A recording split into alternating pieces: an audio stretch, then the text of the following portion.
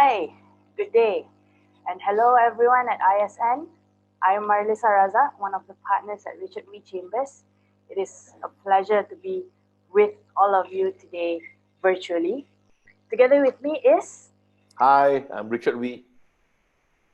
also a managing partner at RWC Chambers. All right, okay, so today RWC is going to conduct this RWC Sports Law Snippets. We are going to talk about sports law, and this video is going to be about 30 minutes. We will introduce and brief all of you about sports law. So, to start with, perhaps Richard, maybe you can explain a little bit what is sports law. Thanks, Mal. It's an incredible opportunity to record this on behalf of ISN's international conference. We appreciate this opportunity, and we thank you for your invitation for RWC to do these short snippets. Basically, Mal, for sports law, is a combination of generally two areas of law. One, of course, is the general areas of law like contract, tort, intellectual property. A little bit of those areas will come in to govern the relationship between parties in sports. Another area is what I like to call it the pure sports law area, regulations of sports, integrity of sports, governance of sports, doping of sports, and in a special one, arbitration for sports. And today we will also wrap it up by adding in a short snippets on esports law. What is esports law? And hopefully by the end of this 20 to 30 minutes video, after our viewers watch it, they will be able to understand a little bit better about sports law. All yours, Great. Mark. That's great, Richard. So, I believe we have a few slides to share with our viewers today. I will share the screen and let all of you see what are the slides about. So, Richard will be explaining about the contents, also about sports law, and I will just moderate the slides accordingly. Thank you, Mal. Thank you. Our Bukit Jalil Stadium. Okay. So, Richard, here is a slide on areas of practice. Can you just share a little bit about this? Well, basically, Mal, for sports lawyers, this would be generally not the only area of sports practice. The first one on your far left would be far left of the screen is from your point of view as a viewer will be the dispute resolution. We deal with court cases, litigation, etc., etc. In the middle, we deal with corporate matters. So I just gave some examples. Dealing with contracts, image rights, appearance fees. And the last one, we sometimes deal with real estate of sports, stadiums, arenas, training grounds. This will be dealing with the rules and regulation of the stadium, the training ground, maybe the commercialization of those areas, etc., etc. So, Richard, for corporate matters, let me just ask you a little bit on image rights. Can you just explain a little bit more about image rights? Well, image rights, we do deal with the protection of the sports person's branding. And also it includes, for example, overlap with real estate, where we do the renaming of a stadium or a training ground or an arena. So, for example, in Malaysia, we have the Axiata Arena at Bukit Jalil Stadium. So that is an example of a corporate exercise to rename the stadium from Stadium Putra to Axiata Arena. Image rights also deal with individual athletes, sports teams, sports clubs. So where we protect the rights, and there's an element of intellectual property here. It is also somewhat regulated by certain areas of law, but usually this is a popular income generating area for athletes. That is interesting. Let us move on to the next slide. So, sports law in practice. Okay. What is this about, Richard? Well, basically, we created this Mal because in over the years of practice, we have noticed that These are the four main core. This is what I was telling earlier, the core and pure sports law area. Regulations in sports, which deals with regulation on the field and off the field. Governance in sports deals with the management of the sports from the top to the bottom. For example, for football, there'll be FIFA. In Asia, will be AFC. Malaysia will be FAM. So this is, we deal with the issue of governance. On the right side is integrity. That deals with stopping bribery, stopping corruption, also dealing with correct practices, good practices of sports law. And the bottom of these four circles is doping. Doping is peculiar to sports, where we have a World International Doping Agency, WADA. They police the anti-doping exercise in sports to ensure athletes do not consume substance which will make them either stronger or better, and therefore cheating in sports. So these are the four core areas of sports. Another area not really within these four is arbitration. We'll talk about it later. Okay, all right. So moving forward, I believe we are going to talk about regulations. So these are, I believe, the relevant statutes and regulations pertaining to sports law. Yeah. To explain a little bit more? Yeah, Mal, thank you. Basically, these are just examples in Malaysia, how we look at some of the regulations outside the field of play. So we have regulations under the Sports Development Act, the National Sports Council Act, of course, our talk for today, the National Sports Institute Act. So this Act of Parliaments, they regulate the management of the sports agencies or sports-related agencies. And then we have common law, which is the case laws from court. We have decisions from the Court of Arbitration for Sports. And of course, last but not least, we have the constitution of the respective association, the rules of the respective tournaments. So every tournament may have their own peculiar rules. So these are regulations off the field. Regulations on the field for badminton and tennis, for example, when do you use the hawk eye? For volleyball, for example, when do you use the rules in and out? For football and hockey, there are rules pertaining to offside, etc., etc. Rugby, for example, there's offside rules. So these are regulations on the field of play.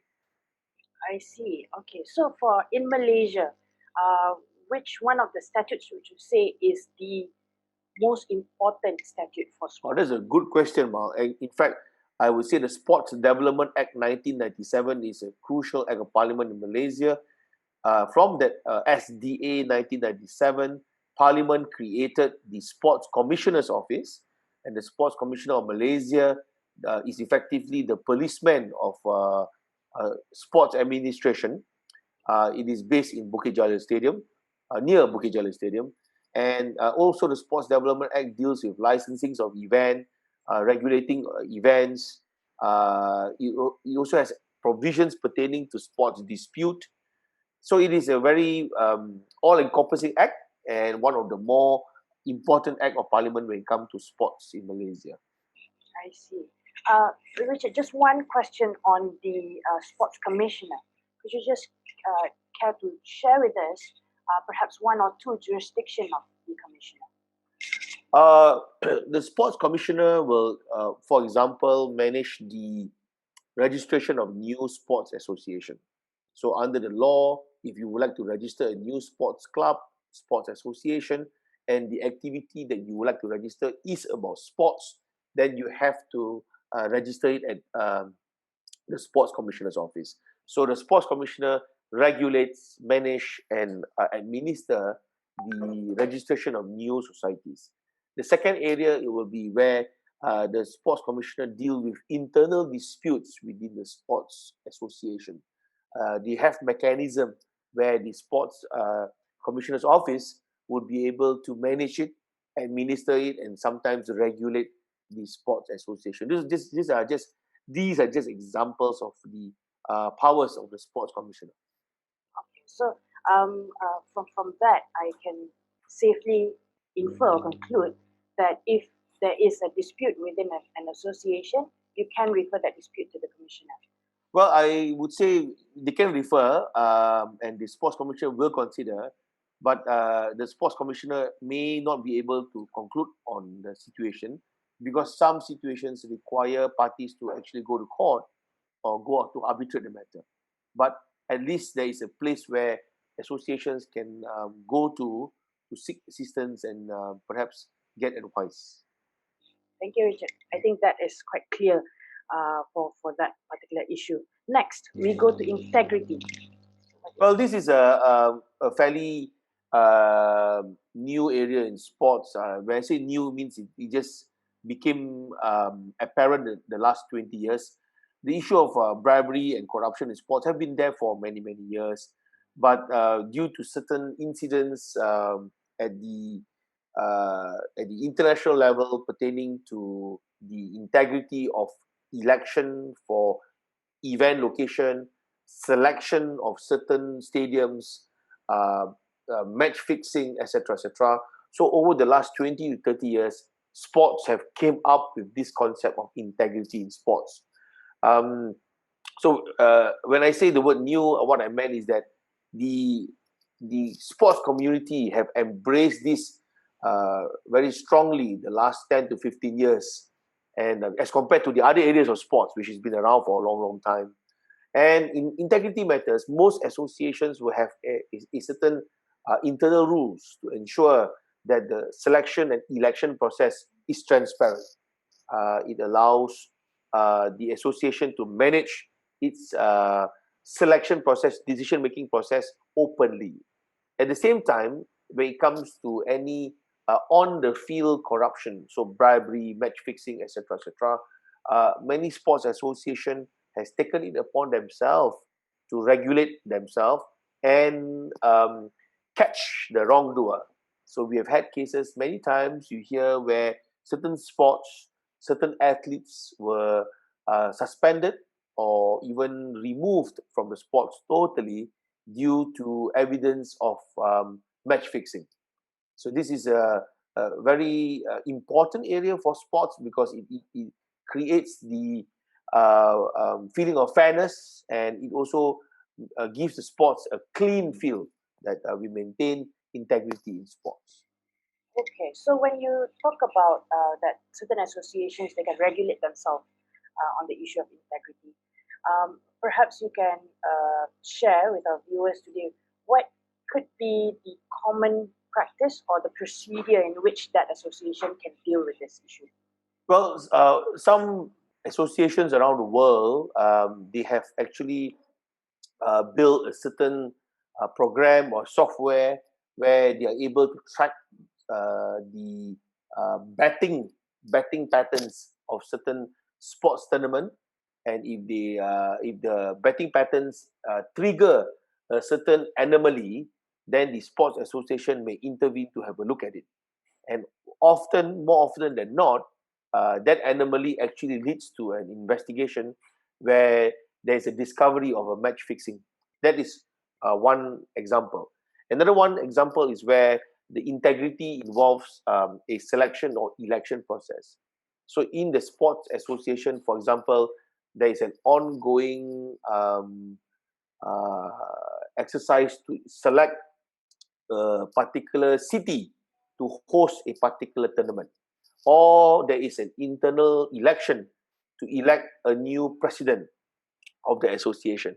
So the integrity process will manage the entire election and selection to ensure parties are transparent, and that will reduce the potential element of corruption. Great, that is great. Okay, moving on. Sports integrity issues. So I think you have addressed this.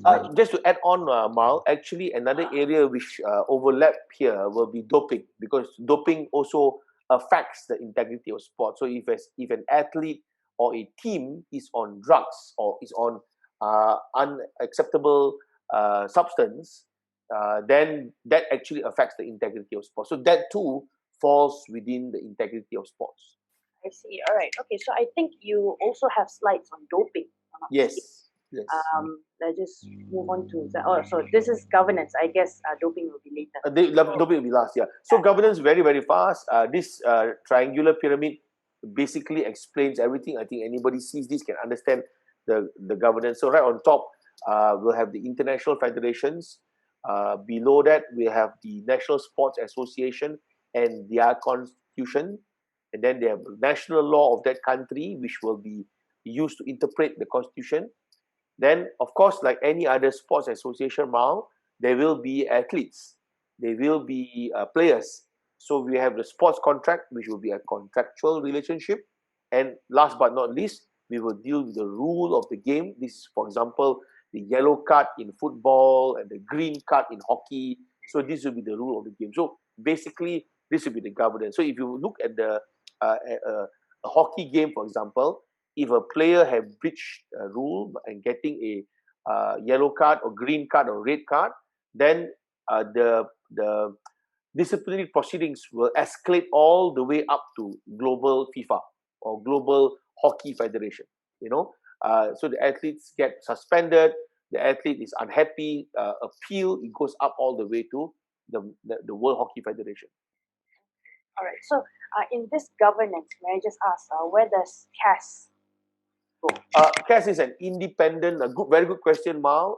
CAS is an independent sports agency. It's based in Switzerland. It is, of course, a dispute resolution center, the Court of Arbitration for Sports. We call it CAS, and it has to be independent. It cannot be within this. So CAS is effectively the world court for sports. All right. Okay. Moving on. Now, doping. Yes, you were Yeah, saying? doping. So this is just the picture. Maybe you can click on the next slide. So overview. Thanks, Mal. So this is an overview of doping. This will be ideal for this particular conference, ISN, due to the substance of the conference being about science. Doping has an element of science in it. So WADA, World Anti-Doping Agency, has defined doping to be deliberate or inadvertent use of substance or method banned by any sporting captivity or competition by an athlete. So long story short, consuming drugs. Then the type of drugs used by athletes, those are examples. And why is doping prohibited? Of course, is to promote fairness and preventing unfair advantage. So way back in 1988, during the Seoul Olympics, a 100-meter runner by the name of Ben Johnson, he ran the race of his life, and unfortunately, 12 hours later, he was tested positive. And fortunately for the world of sports, we were able to discover this and realize that he was a cheat, and his gold medal was taken away from him. And eventually, the silver medalist, Carl Lewis, obtained the gold medal. So that's an example of how anti-doping works. All right. Okay. So I think there is a new amendment on the FIFA regulations recently. Do you have any insights on that? Yeah, in fact, we received a copy of that, Mal. It's 100 over pages of review. We are still perusing that. But yes, there is changes in doping. And what we understand now for the FIFA regulation that we just received, that doping will also be tested on recreational sports for football. Yeah, so I can't comment that yet because we have not been able to decipher the extent of the rules yet. But it looks like doping will be even wider than before. Okay, then stay tuned for our next webinar, I guess. Correct. Yes. All right. Okay. So next, Adamas. So this is the Malaysian policeman for anti-doping agency of Malaysia, Adamas. And as you can see here, the government of Malaysia in 2006, they implemented the World Anti-Doping Code. So Malaysia accept the World Anti-Doping Code to apply to Malaysian sports. So Adamas works very, very hard to test athletes whenever they can. And in my experience dealing with them, the officers in Adamas are very serious and very focused on fighting doping in Malaysia. Right. So moving on, this is Cass. Do you want to go through this? Yeah, so as I mentioned earlier, Mal, while we talk about the four pure sports area, which is regulation, integrity, governance, and doping, this area is also peculiar to sports. Of course, we have arbitration for commercial disputes, Amal, um, for construction, for shipping problem, etc., etc. But there is a particular section called sports arbitration, and as you questioned and inquired earlier, this is managed by the Court of Arbitration for Sports (CAS), which is based in Switzerland. So CAS was, of course, initially created by the International Olympic Committee, but eventually it now became an independent agency, and it has its own rules, it has its own funding, it has its own appeal levels, and they have their own jurisprudence. So it's a very, very effective arbitration, which basically regulates the litigation of sports around the world. And in Malaysia, interestingly, our local arbitration center, AIAC, the Asian International Arbitration Center, they have a memorandum of understanding with CAS. So in Malaysia, we can hear, listen, and manage CAS cases in KL. So that is special for us in Malaysia. We don't have to fly all the way to Switzerland. I don't mind going to Switzerland. I'm sure you don't mind too, but yeah, we don't have to fly all the way to Switzerland. Yeah. All right. Okay. So for CAS, particularly, can you briefly explain how can an athlete or an association bring a matter to CAS? Good question. Effectively, to trigger the right to arbitrate a matter at sports arbitration, Marlysa, there must first be a contractual clause between the athlete and the association, or in some cases between two associations. They may put into a clause that if the two associations are in dispute, they may refer the matter to CAS. So it is a contractual right which escalate into a litigation process. So you must first be there. Then, of course, in order to trigger that, there must be a dispute. If there is no dispute, you cannot refer the matter to CAS. So these are the few basic elements of arbitration rules which also apply to sports arbitration. Okay. So moving on from sports arbitration, esports. This is a very interesting and new area of law, I believe, under the purview of sports law. Yeah, so we've been one of the few law firms keeping an eye on esports law. We've been quite honored to be even involved in the esports blueprint for the government of Malaysia back in 2019. So it's these are some of the areas which we advise on. So this is just be a very quick one where we deal with issues of governance and esports. There is a major problem in how to govern esports because, as you know, esports, the game itself belongs to a company, it belongs to a publisher, whereas the governance is somebody else, the association is somebody else. So it's hard to manage the game. Sorry, manage the governance when the intellectual property of the game belongs to a company.